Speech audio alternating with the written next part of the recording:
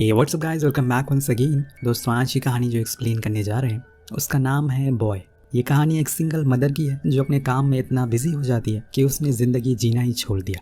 कहानी की शुरुआत और यहाँ हम एलिस नाम की औरत को देखते हैं जो एक मैगजीन कंपनी में पिछले 8 सालों से काम कर रही है। वो अपनी बेटी को अपनी बड़ी बहन को यहाँ छोड़ देती है ताकि अपने काम को ज़्यादा से ज़्यादा समय दे सके।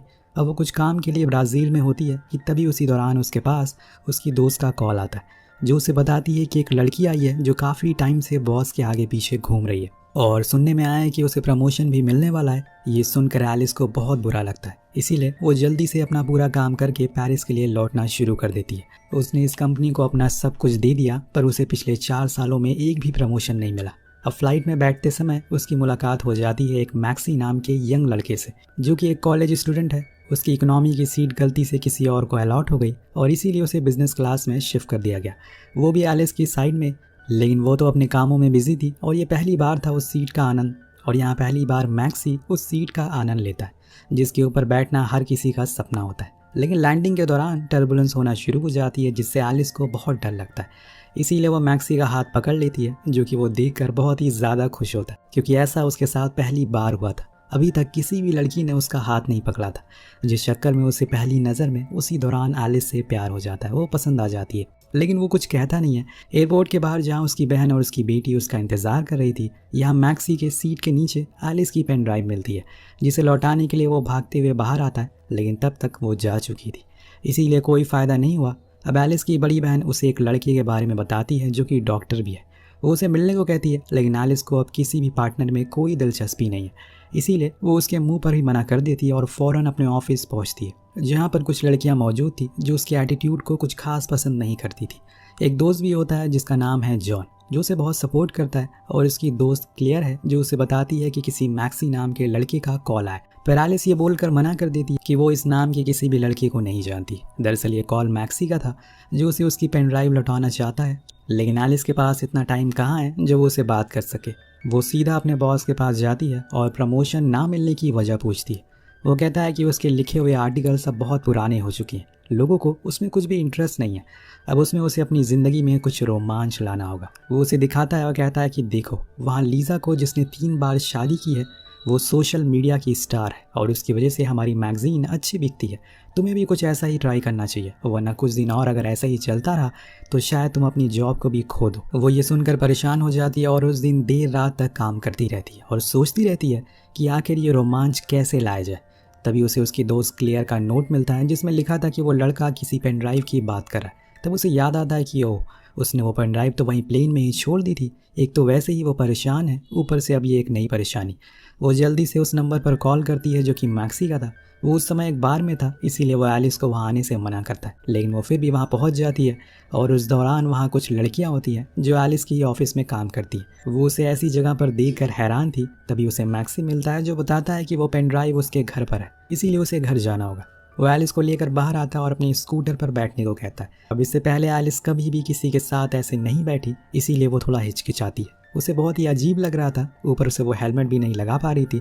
तो मैक्सी उसकी मदद करता और तब पीछे से वो 2 लड़कियां भी आ जाती हैं जो उन दोनों की ऐसी फ़ोटो क्लिक करती हैं जिसे लगता है कि एलिस उसको किस कर रही है। देन वो उसे पोस्ट भी कर देती है। वो उसके घर पहुंचती है जहाँ मैक्सी के डैड को भी देखते हैं। फिर वो उसे उसकी पेन ड्राइव दे देता है और जाते टाइम मैक्सी उसे कॉफ़ी के लिए पूछता है, लेकिन एलिस ये कहकर मना कर देती है कि उसका ये स्टाइल नहीं है किसी 20 साल के लड़के को डेट करना। अब यहाँ मैक्सी भी समझ जाता है कि शायद उसे वो पसंद नहीं करती, इसीलिए वो अपनी रोज़मर्रा के कामों में लग जाता है। पर दोस्तों, जब वो अगले दिन ऑफिस जाती है तो वहाँ हल्ला मचा हुआ था। सभी लोग उसे अजीब तरह से अजीब नज़रों से देख रहे थे। उसकी दोस्त बताती है कि उसकी एक फ़ोटो वायरल हो गई है किसी लड़के को किस करते हुए। उसे देखकर एलिस भी समझ जाती है कि ये असल में एक मिसअंडरस्टैंडिंग है, वो ऐसा कुछ भी नहीं कर रही थी।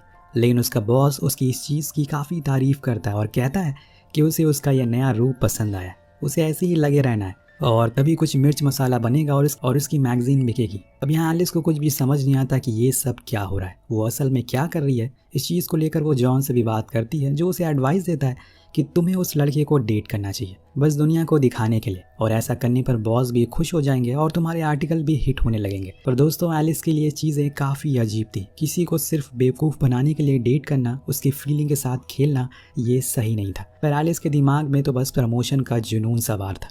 और इसीलिए वो तय कर लेती है और पहुंच जाती है अगले दिन मैक्सी के कॉलेज में, जहां उसकी इस अवतार को देखकर वो हैरान था कि आखिर वो यहाँ क्या कर रही है।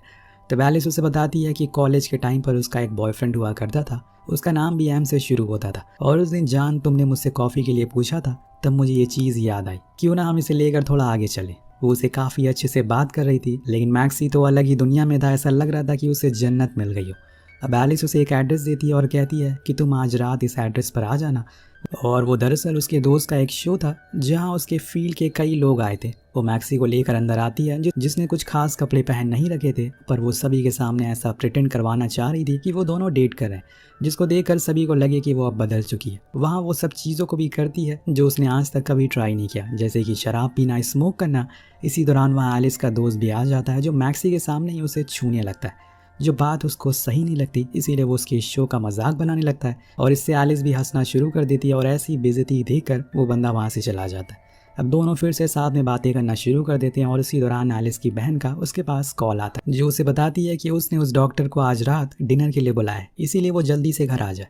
अब वो चाह कर भी मना नहीं कर पाती, इसीलिए मैक्सी से झूठ कहती है कि उसकी बेटी की तबीयत ठीक नहीं है, ये बोलकर घर की ओर निकल जाती। अब मैक्सी उसे टैक्सी तक ड्रॉप करता है और खुद पैदल जाता है। और ये सब देखकर एलिस के दिमाग में कहीं ना कहीं ये ज़रूर आता है कि मैक्सी काफ़ी केयरिंग है और रियल में उसकी फिक्र करता है। अब घर पहुंचने उस डॉक्टर से नशे की हालत में उल्टे सीधे सवाल करना शुरू कर देती है और सभी के सामने उसकी बेइज्जती भी करती है, जिससे कि वो नाराज़ होकर चला जाता है। धीरे धीरे करके दिन बीतने शुरू हो जाते हैं। एलिस बहुत कोशिश करती है वो किसी भी तरह से अपने बॉस का दिल जीत ले, लेकिन ऐसा हो नहीं रहा था। इसीलिए वो एक दिन मैक्सी को लेकर एक फैशन शो में जाती है, जहाँ पर उसकी कंपनी की सीईओ भी आई थी।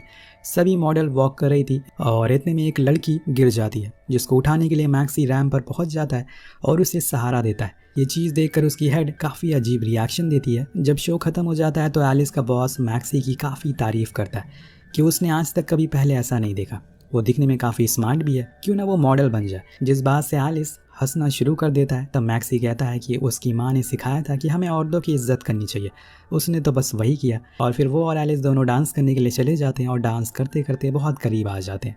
इतने में वहाँ पर कुछ लड़कियाँ एलिस की फ़ोटो क्लिक करने लगती है, इसीलिए वो उसे लेकर बाहर आ जाती, जिसके बाद मैक्सी उसे अपनी स्कूटर पर घर छोड़ देता है। वहाँ पहुँचने पर कुछ ऐसे मोमेंट आ जाते हैं जो शायद उस वक्त के लिए ठीक नहीं थे, इसीलिए एलिस पीछे हो जाती है और अपने घर आ जाती है। पर मैक्सी को लगता है कि उसने गलती कर दी, इसीलिए वो उसके घर जाता है उसे माफ़ी मांगने के लिए, जहां दोनों काफ़ी करीब आ जाते हैं। सुबह होने पर एलिस को अपनी इस गलती का बहुत पछतावा होता है। उसे बहुत ही ज़्यादा अजीब लग रहा था कि कभी वहाँ पर उसकी बहन और बेटी आ जाती हैं, जिसको देखकर एलिस कहती है कि ये उसका बस कलीग है और कुछ भी नहीं। ये बोलकर वो उसके हाथ में कुछ फाइल्स थमा देती है और जाने को कहती है, लेकिन जाते जाते वो मैक्सी को किस करती है, जिससे हम समझ जाते हैं कि एलिस के दिल में अब मैक्सी के लिए वो इमोशन आने लगे जो वो कभी नहीं लाना चाहती थी। अब उस दिन के बाद से वो दोनों काफ़ी मिलने जुलने लगते हैं। मैक्सी एलिस के लिए छोटे मोटे प्रेजेंट्स भी लाया था, जिससे उसे बहुत खुशी मिलती है। वो अपने इस समय को काफ़ी एंजॉय कर रही थी, लेकिन उसे ये नहीं पता था कि इसका अंजाम क्या होने वाला है। अब वो उसको पसंद करने वाली बात जॉन को भी बताती है, जो इस चीज़ का मैक्सी उसे पूछता है कि तुम्हारे पास तो पैसे भी है, तुम दिखने में भी अच्छी हो, फिर तुमने मुझे चूज़ क्यों किया। अब वो क्या जवाब दे, उसे एलिस को अच्छे से पता था कि रिश्ते की शुरुआत कैसे हुई और क्यों हुई, इसीलिए वो कुछ नहीं बोलती, बस चुपचाप उसकी बातें सुनती रहती है। एक दिन आता है जब ऑफिस में एक नए प्रोजेक्ट को लॉन्च किया जाता है और उसकी हेड एलिस को बनाया जाता है, जिससे कि वो बहुत ही ज़्यादा खुश होती है, क्योंकि जिस चीज़ के लिए वो सालों से भाग रही थी वो आखिर में उसे मिल ही गया। लेकिन अब मैक्सी का क्या, वो यही सोच में डूबी रहती है और आखिर में फैसला करती है कि उसे अब उससे दूरी बना लेनी चाहिए। लेकिन मैक्सी को अभी इस बारे में कुछ भी पता नहीं है, वो बेचारा तो सभी बातों से अनजान है। अब एक रात वो एलिस को लेकर अपने कॉलेज जाता और वहाँ के ऑडिटोरियम में उसे शादी के लिए प्रपोज कर देता है। जो बात एलिस को बिल्कुल भी पसंद नहीं आती, वो उसे समझाती है कि आने वाले 10 सालों में वो 50 साल की हो जाएगी और तब वो क्या करेगा, ये सोसाइटी क्या कहेगी। लेकिन मैक्सी कहता है कि उसे अब उससे प्यार हो गया है, लेकिन एलिस समझाती है कि उनका कोई फ्यूचर नहीं है, इसीलिए बेहतर है कि वो अब इस चीज़ को यहीं पर ख़त्म कर दे। ये बोलकर वो वहाँ से चली जाती है, लेकिन उसे बुरा लग रहा था ऐसे सिर्फ मैक्सी का इस्तेमाल करके अपने प्रमोशन के लिए। लेकिन अब वो कर भी क्या सकती है, सच बता नहीं सकती और साथ में रह नहीं सकती। पर उसके जाने के बाद उसकी लाइफ में काफ़ी चेंजेस आ गए। वो किसी से बात नहीं करती ढंग से, यहाँ तक कि अपनी बहन से भी वो जॉन से इस चीज़ों को शेयर करती है तो वो बताता है कि तुम्हें उसके साथ जो टाइम स्पेंड किया है उसे भुलाने में थोड़ा समय लगेगा। वहीं मैक्सी भी अब पहले जैसा नहीं रहा, वो अपने डैड से अपने दुख को शेयर करता है, जो उसे सहारा देते हैं और कहते हैं कि ये सब चलता रहता है, तुम्हें ज़िंदगी में आगे बढ़ना चाहिए। लेकिन मैक्सी के लिए मानो सब कुछ थम सा गया है, कुछ भी सही नहीं लग रहा है उसे। लेकिन उसकी ज़िंदगी एक बार फिर करवट लेती है, पर कैसे ये आपको कुछ ही देर में पता चल जाएगा। अब 2 हफ्तों बाद ऑफिस में हेड आती हैं मैगजीन की कवर फोटो को देखने के लिए, जो उन्हें कुछ ठीक नहीं लगती। तभी उनकी नज़र एलिस के लैपटॉप पर पड़ती है जिसके होम पेज पर मैक्सी की फ़ोटो लगी थी, और उन्हें वो उस दिन रैंप वॉक पर वही लड़का याद आ जाता है। उसे अब अपने पुराने मॉडल पसंद नहीं आ रहे, इसीलिए वो मैक्सी को चूज़ कर लेती है और कहती है कि यही अब हमारा नेक्स्ट मॉडल होगा। पर ये सुनकर एलिस बिल्कुल भी खुश नहीं थी, क्योंकि वो नहीं चाहती कि अब वो फिर से मैक्सी के पास जाए। इसीलिए वो उनके सामने कहती है कि अभी वो बच्चा है, उसे मॉडलिंग में कुछ भी नहीं आता। लेकिन उसके बॉस ने हाँ कर दिया है, जो बात वो एलिस को भी कहता है, और अब उसे कैसे भी करके मैक्सी को लेकर आना होगा, वरना वो उसकी जगह लीज को दे देगा। अब यहाँ मजबूरन एलिस को मैक्सी को कॉल करना पड़ता है और उसके घर जाकर वो उससे मिलती भी है। अब यहाँ मैक्सी को लगता है कि वो उसे मिस कर रही होगी, इसीलिए उसे मिलने के लिए चली आए। लेकिन वो तो सीधा जाकर उससे काम की बात करने लगती है और अपनी सिचुएशन के बारे में बताने लगती है, जो बात मैक्सी को अच्छी नहीं लगती।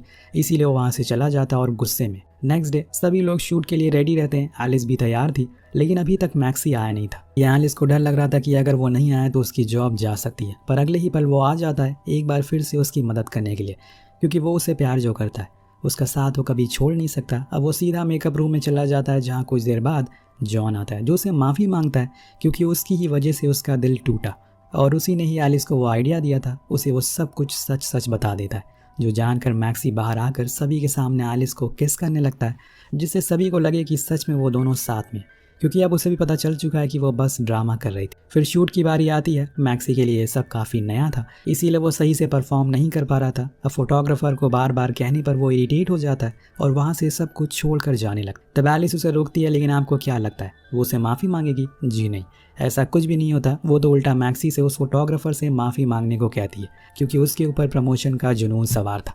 अब मैक्सी के ऊपर क्या बीत रही है उसे ज़रा भी अंदाज़ा नहीं था और ना ही फ़र्क पड़ रहा था, और अब वो चाहती है कि इस किस्से को यहीं पर ख़त्म कर दिया जाए। अब यहाँ दोस्तों उसकी ऐसी खुदगर्जी को देखकर मैक्सी को उसके ऊपर बहुत गुस्सा आता है। वो सभी के सामने उसे सच बोलना शुरू कर देता है, जिसे सुनकर सभी लोग हैरान थे कि एलिस ने ऐसा क्यों किया।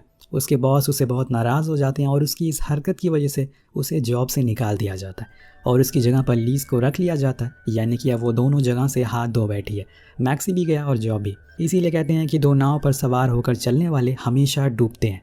वैसे ही आज उसके साथ हो रहा है। मैक्सी के जाने के बाद वो बहुत ही अकेला फील करने लगती है। उसे चीज़ें देखकर उसे मिस करने लगती है। हर समय बस उसकी यादें उसे सता रही थी, हर चीज़ में उसे उसकी झलक दिखाई दे रही थी, और ऊपर से अब उसके पास कोई भी काम नहीं था। वो ऐसे ही घूमती रहती है। लेकिन एक दिन जब वो कुछ ज़्यादा ही उसे मिस करने लगती है, तो वो सीधा उसी ऑडिटोरियम में पहुंच जाती है जहां उसने मैक्सी के प्यार को ठुकराया था। आज वहीं पर सभी स्टूडेंट के सामने अपने दिल की बात कहती है और बोलती है कि उसने अब फ्यूचर का सोचना छोड़ दिया, उसे अब अपने प्रेजेंट को बेहतर और यादगार बनाना है। आखिर में वो मैक्सी से माफ़ी भी मांगती है और वहीं सबके सामने रोने लगती है। वही मैक्सी जो आज भी उससे उतना ही प्यार करता है जितना वो पहले किया करता था।